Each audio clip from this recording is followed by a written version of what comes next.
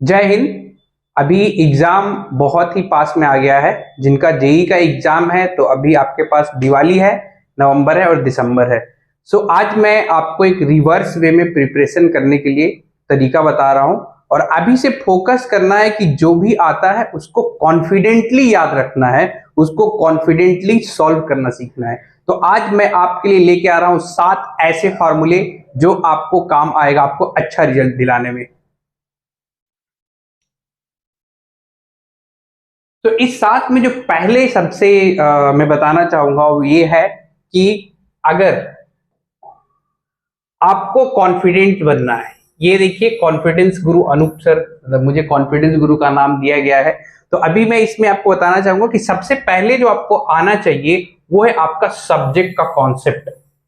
ये ध्यान रखिए कि सबको लगता है कि सब्जेक्ट सीख लिया हमने तो हमारा आईआईटी हो जाएगा। बिल्कुल गलत बात। ये बिल्कुल भी आप ध्यान में रखें कि बहुत अच्छे से पढ़े लिखे लोग, बहुत अच्छे से जिनको याद है, जो सॉल्व कर सकते हैं, उनको भी प्रॉब्लम होता है जेई का रिजल्ट निकालने में। तो दूसरा जो मैं तरीका जो ऑप्शन बता रहा हूं आपको, फॉर्मूला नंबर 2, ये है कि आप अगर एक क्वेश्चन को अच्छे से, उसका सब्जेक्ट का नॉलेज है, सबसे इंपॉर्टेंट आपको क्रॉस चेक करना आना चाहिए। मैं आपको और भी अच्छे से एक्सप्लेन करूंगा। जैसे लेट सपोज कोई 3x इक्वल टू 3 और x इक्वल टू 1 सॉल्व करके लेके आ रहा है, तो इसको एलएचएस इक्वल टू आरएचएस, ये क्या है, छोटे क्लासेस में हम लोग सीखते हैं। मैं भी एग्जांपल दे रहा हूं, मैं आप लोग को सॉल्व भी करा के दिखाऊंगा। दूसरा जो फॉर्मूला ये है कि ये बहुत ही नया है, बहुत कम लोगों को पता होता है और इसकी वजह से जनरली लगता है कि अरे आज अनूप सर ने मुझे कुछ नया बताया है। अगर आपने कोई प्रॉब्लम सॉल्व किया है तो आपको वैसा ही क्वेश्चन क्रिएट करना सीखना है। जैसे कोई एक आर्टिस्ट होता है, जैसे पेंटर है, तो नया पेंटिंग क्रिएट करता है। अगर कोई पेंटर को बोलो कि एक घर का डिजाइन बना के दीजिए, तो हो सकता है कि बहुत अलग अलग डिजाइन अलग अलग पेंटर बना के देंगे। उसी तरीके से अगर आप एक स्टूडेंट हैं तो आपको एक नया क्वेश्चन क्रिएट करना आना चाहिए।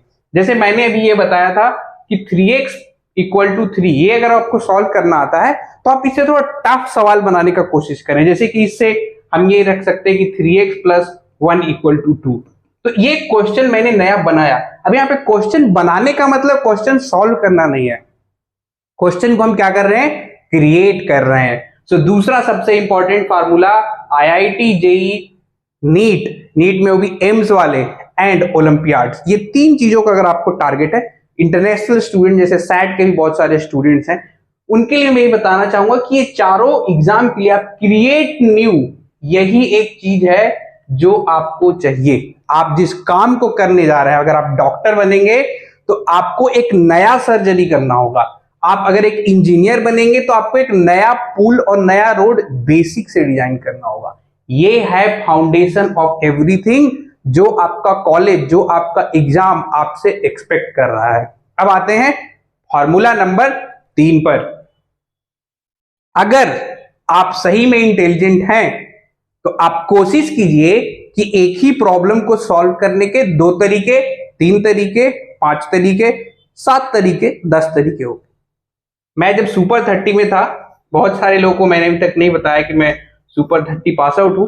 सुपर 30 में एक क्वेश्चन के 12 सोल्यूशन हमें आनंद सर ने बताया था, और वही मैं चाहता हूं कि कुछ बच्चे एटलीस्ट वो प्रोसेस को समझें और वो सीखें। तो है पॉसिबल, ऐसा नहीं है कि हम सॉल्व नहीं कर सकते, और ऐसा है कि हर एक क्वेश्चन का आपको एक से ज्यादा सोल्यूशन निकालने में थोड़ी डिफिकल्टी होगी, बट फिर भी क्या है कि अलग अलग एंगल से सोच के हम सॉल्व कर सकते हैं प्रॉब्लम। नंबर 4 पे आते हैं, practice maths and science like sports. बहुत बार क्या होता है, मैथ्स के स्टूडेंट को मैं देखता हूं कि अरे सर ने तो करवा दिया, बस हमारा ही चैप्टर खत्म हो गया। बिल्कुल भी ऐसा आपको नहीं करना है। क्यों? यहां पे मैंने दिया है कि जो भी बच्चे 90% से कम स्कोर करते हैं मैथ्स में, ठीक है, या साइंस में, आप ध्यान दीजिए कि आपको रिपीट मारना है। तो ये ज्यादा, जो 90% से ज्यादा वाले लोग हैं, आईआईटी के एग्जाम के लिए आपका 90% बिल्कुल भी काम नहीं आएगा। अगर कोई सवाल है उसको आप 1 वीक तक लगातार करने की कोशिश कीजिए। कुछ सिलेक्टेड प्रॉब्लम्स होने चाहिए फिजिक्स के, मैथ्स के एंड केमिस्ट्री को, उसको आपको 1 वीक लगातार सॉल्व करना है, सो दैट आप उसमें कॉन्फिडेंट हो जाओ। और जो लोग का 90% से कम स्कोर आता है वो 1 महीना ट्राई कीजिए, आपका भी रिजल्ट आईआईटी का रखा हुआ है। बट ये मत सोचिए कि जो एक इंटेलिजेंट लड़का कर रहा है उसी तरीके से आप भी कर लेंगे। बिल्कुल डिफरेंट अप्रोच चाहिए, बट रिजल्ट आपका होगा। तो मैं अब इसके आगे जो 3 बचा हुआ है उसका बहुत ज्यादा सब्जेक्ट से लेना देना नहीं है, बट मैं फिर भी अभी बताता हूं आपको।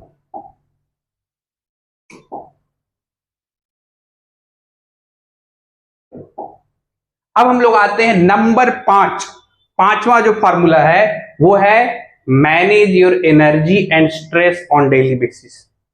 बहुत सारे बच्चे आप अपने कोचिंग में देखिए, आप अपने आसपास देखिए, सुबह उठेंगे कोचिंग चले जाएंगे, आप समझ लीजिए कि आप वहां से ही लूज करना शुरू कर रहे हैं। सुबह सुबह उठ के सबसे पहले जो आपको चीज करना है वो खुद के अंदर फ्यूल डालना है, रिफिलिंग करना है।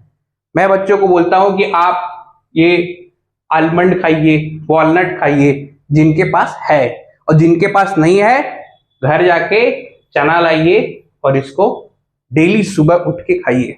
हम लोग पटना में रहते थे तो हम लोग लाते थे और यूज करते थे। ये बिल्कुल भी आप गलती ना करें कि बिना सुबह खाए हम 2 बजे तक 4 बजे तक पढ़ाई कर रहे हैं। कुछ समझ में नहीं आएगा, लगेगा कि एकदम मैं समझ नहीं पा रहा हूं, मेरा दिमाग काम नहीं कर रहा, क्या मुझे नहीं आता, क्या मैं ब्रिलियंट नहीं हूं, क्या मैं इंटेलिजेंट नहीं हूं, 50 तरह का सवाल दिमाग में घूमते रहेगा। दूसरा पॉइंट जो इसी में है, मैनेज स्ट्रेस। हर बच्चा स्ट्रेस थोड़ा लेगा, उसको पॉजिटिव वे में सोचेगा। स्ट्रेस का positive conversion day to day करना होता है। क्या मुझे असाइनमेंट करना है तो मैं ये करूं, मुझे ये प्रॉब्लम छूट गया है करना है, मुझे ये टॉपिक रिवाइज करना है। इसके लिए आपको हमेशा किसी न किसी से हेल्प लेते रहना चाहिए। आप अपने फ्रेंड से बात कीजिए, मैं जैसे सजेस्ट करता हूं कि आप एक कोच ढूंढिए। जैसे विराट कोहली का एक कोच है, धोनी के कोच हैं, उसी तरह आपका भी एक कोच होना बहुत जरूरी है आपके स्कोर एंड आपके कॉन्फिडेंस को मेंटेन रखने के लिए। आते हैं नंबर 6 पे।